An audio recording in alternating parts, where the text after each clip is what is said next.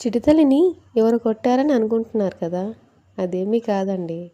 ఎవరు కొడితేనో తిడితేనో తను ఏడవట్లేదు, ఒక డాగ్ కోసం ఏడుస్తుంది తను. అవునా, మీరు డాగ్ని పెంచుకుంటున్నారా? దానికి ఏమైనా అయిందా లేకపోతే ఎటైనా పోయిందా?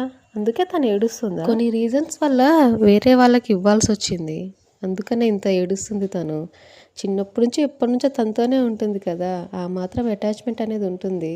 పిల్లలందరూ అంతేనండి, దేనికైనా ఒక్కసారి ఎడిక్ట్ అయ్యారంటే సరే, ఇక దాన్ని వదిలిపెడితే ఇలానే బాధపడుతూ ఉంటారు. ఏం చేయాలో మరి.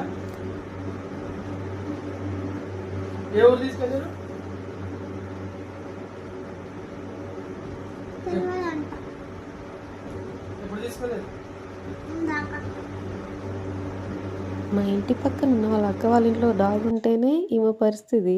అదే మా ఇంట్లో డాగ్ ఉండి దానికి ఏదైనా అయితే ఈమె తట్టుకోగలదా? ఈమె కాదు, పిల్లలందరూ అంతేనండి. చెప్పలేదు కదా, ఆ డాగ్ పేరు లూసీ.